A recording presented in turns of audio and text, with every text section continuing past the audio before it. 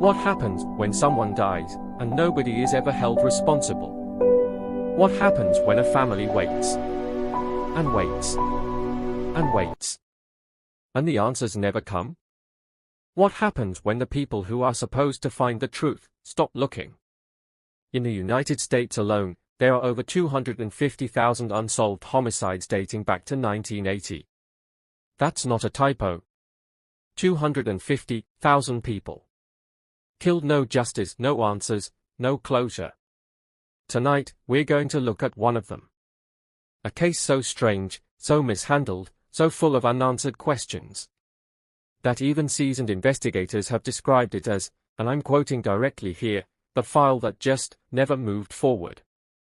Stay with me, because this case is going to get under your skin. And I promise you, by the time we're done tonight, you will understand exactly why this file never moved forward. And why that should terrify all of us. Every story has a setting. And this one begins in the kind of town where nothing like this is supposed to happen. The kind of place where people leave their doors unlocked.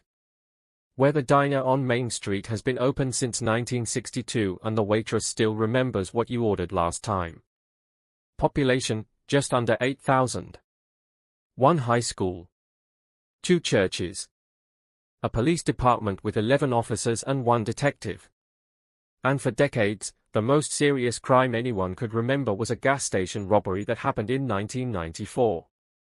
That changed on a Tuesday morning in late autumn. The kind of morning where the air smells like dead leaves and wood smoke, and the sky is the color of old dishwater.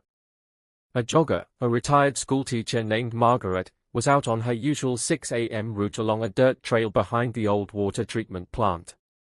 She'd walked that same trail 3 days a week for 11 years.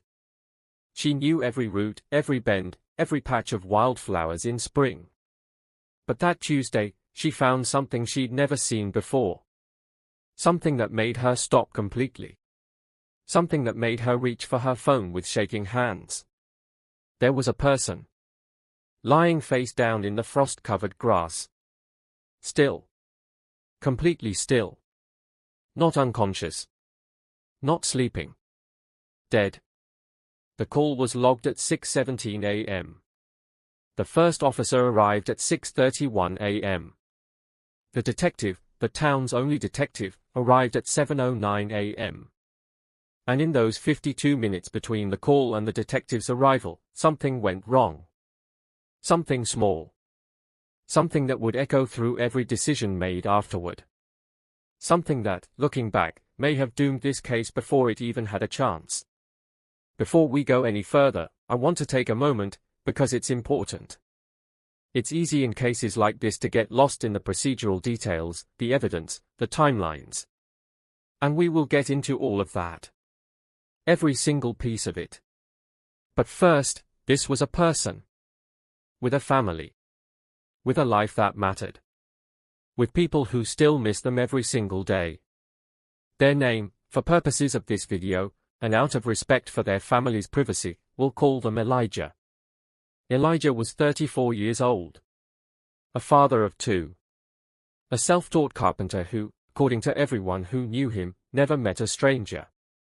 His sister described him as the kind of person who would drive 2 hours in the middle of the night to help a friend, and never mention it again.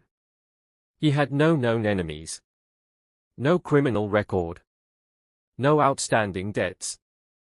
No reason, according to everyone who knew him, why anyone would want to hurt him. And yet, here we are. Now, let's talk about what the investigation actually looked like. Because this is where things start to fall apart, quietly, slowly, in ways that are easy to miss in the moment but impossible to ignore in hindsight. Mistake number 1, the scene wasn't secured properly. By the time the detective arrived at 7:09 a.m., 2 additional officers and the responding EMT had walked through the immediate area around the body. No intentional tampering, just protocol failure. Just people doing what they thought they were supposed to do, without anyone directing them otherwise. In forensic terms, those footprints, those disturbances, those traces, they are gone. Whatever impressions might have been left in the frost. Whatever fiber evidence might have clung to the surrounding grass. Compromised. Potentially destroyed. Mistake number 2, the initial cause of death assessment was made on site, before autopsy. The first officer on scene noted in his report, and I have read this report, that the death appeared consistent with exposure. It was a cold morning. The victim wasn't dressed for the weather. And on the surface, lying face down in frost, it could have looked that way. But here's what's critical to understand, the autopsy told a very different story. The medical examiner's report, which wasn't completed until 9 days after the body was found, noted the following. 1. There were bruises on both wrists consistent with restraint. Old bruises, 3 to 5 days old, meaning they predated the death by several days. 2. There was blunt force trauma to the back of the skull. Partial healed, also not recent. 3. The official cause of death was listed as, and this is the part that stopped me cold when I first read it, undetermined. Not exposure. Not accident. Not natural causes. Undetermined.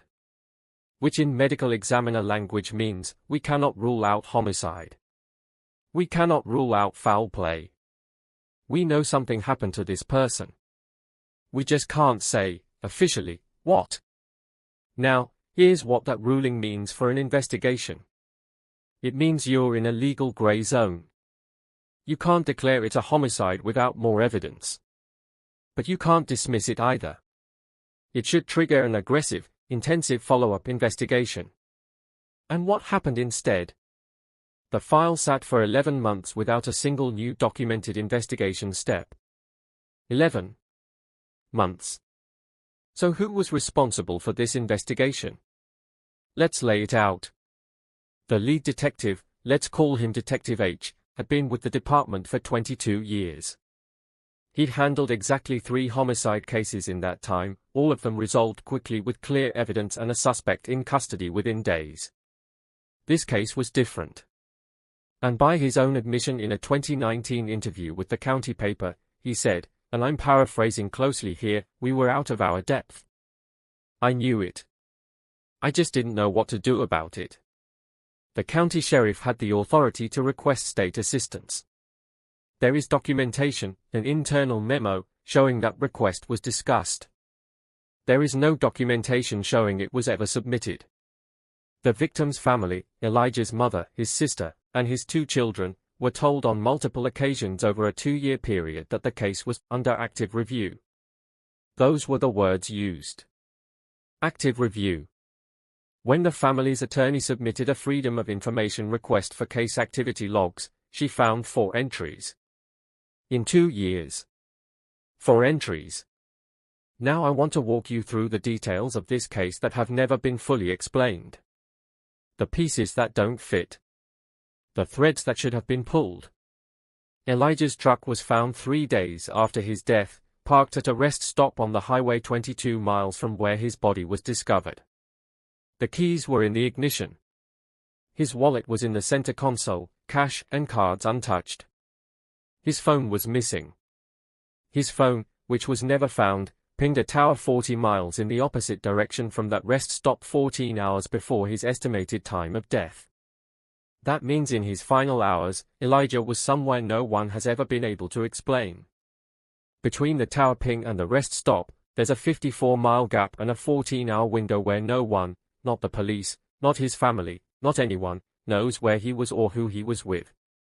And here's what makes that even more troubling.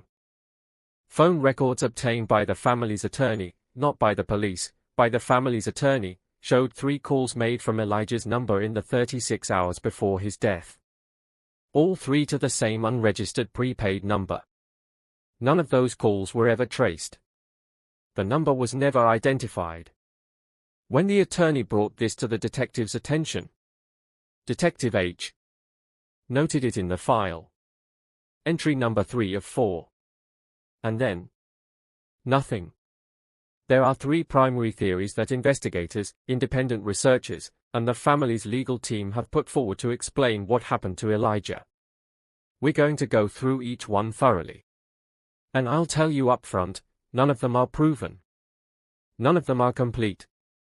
But all three of them are more plausible than what the official record currently offers, which is essentially nothing. Theory 1. Elijah was targeted. This theory holds that the circumstances of his death, the restraint bruises, the blunt force injury, the missing phone, the unregistered contacts, point to a deliberate act carried out by someone who knew him, or at minimum knew enough about him to plan an encounter. Supporting this theory, the 3 calls to the prepaid number. Prepaid numbers don't call themselves. Someone on the other end of those calls knew Elijah. Possibly made arrangements to meet him.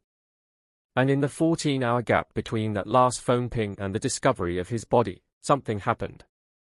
The bruises on his wrists, which, remember, were 3 to 5 days old, suggest this wasn't a single violent encounter. This may have been a situation that developed over days. Which raises a question that haunts this case: was Elijah in danger before he died, and did he tell anyone? Theory 2 is less about what happened to Elijah and more about what happened, or didn't happen, after. Some researchers and legal experts who have reviewed this case believe that the outcome wasn't the result of a cover-up or intentional wrongdoing by the department. Instead, they argue it's something in some ways more depressing: pure institutional failure. Underfunding. Undertraining. A small-town department handed a case that required major metropolitan resources, and no one at any level of the system stepped in to fill the gap. This theory points to the research around so-called cold case deserts, rural and semi-rural jurisdictions in America where homicide clearance rates are dramatically lower than urban areas. A 2020 academic study found that in counties with fewer than 50,000 residents, the average homicide clearance rate is 41%, compared to 62% nationwide. That's not incompetence. That's a structural problem. There is no villain in Theory 2. There is only a system that failed a man and a family, slowly, quietly, through inaction and inadequate resources, and then moved on. And in some ways, as someone who has spent months researching this case, I find Theory 2 the most unsettling of all. Because if it's true, then this isn't an anomaly. This is happening in hundreds of cases, right now, in towns just like this one. Cases sitting in files. Families waiting for calls that never come. And then there's Theory 3. The one that doesn't fit neatly into any category. The one that case researchers who have spent years on files like this sometimes call the third door, the explanation hiding behind the 2 obvious ones. What if what happened to Elijah wasn't local? What if those 3 calls, the prepaid number, the unregistered contact, connected him to something larger than anyone in that small police department was equipped to understand?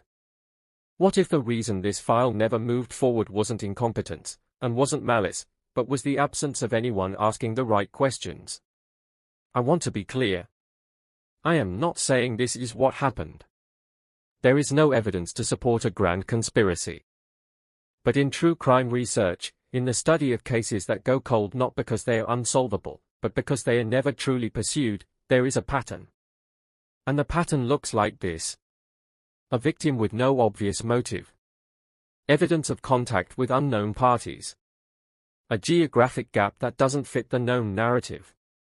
And a system that, for whatever reason, doesn't push hard enough to find out why. I want to talk about Elijah's family. Because in the absence of any institutional movement, they became the investigation.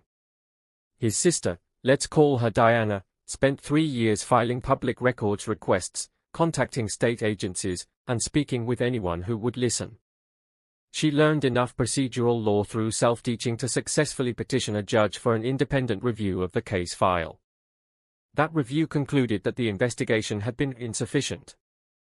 The word the independent review used was insufficient. His mother, who was 67 years old when her son died, still attends every county commissioners' meeting where the police department's budget is discussed. She sits in the 3rd row. She doesn't always speak. But she's always there. His 2 children, now teenagers, have grown up with the particular weight of unanswered questions. Not just grief, grief has a shape, a process, a way of eventually settling. Unanswered questions don't settle. They just stay. I think about what justice actually means in a case like this.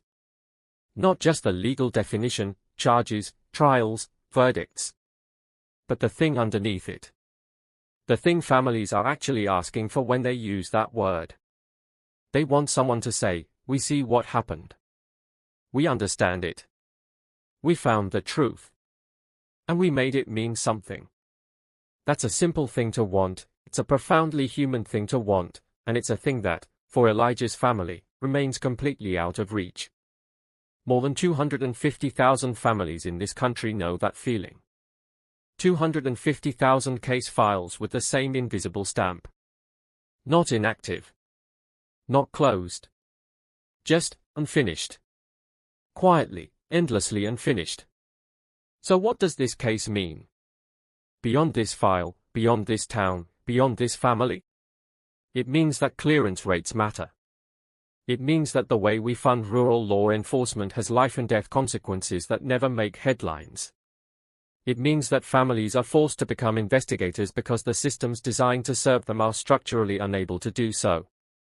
It means that every unsolved case is a story with no ending, and that the absence of an ending isn't neutral. It costs something. It costs families decades. It costs communities the sense that justice is real. It costs us, collectively, the belief that the truth can always be found if we look hard enough. Because sometimes, and this is the part no one likes to say out loud, sometimes the truth is there. Right there, in the phone records and the bruise patterns and the geographic gaps and the prepaid numbers. And nobody pulls the thread. If you've made it this far, thank you. I mean that. Cases like this are not easy to sit with. They are not supposed to be. If this video moved you, if Elijah's story means something to you, here's what I'd ask. Share it. Not for the algorithm. Not for the numbers. But because stories like this stay buried partly because not enough people know they exist. Drop a comment below. Tell me, what part of this case sat most wrong with you? The forensic failures? The institutional silence? The family's fight? I read every single comment on videos like this, because this channel exists to make sure these names are heard. Elijah was 34 years old. He was a father, a son, a brother. He drove 2 hours in the middle of the night to help people he cared about. He never talked about it afterward. He deserved better than an inactive file. So do the 250,000 others. It has been the missing clue. And this is the case file that never moved forward.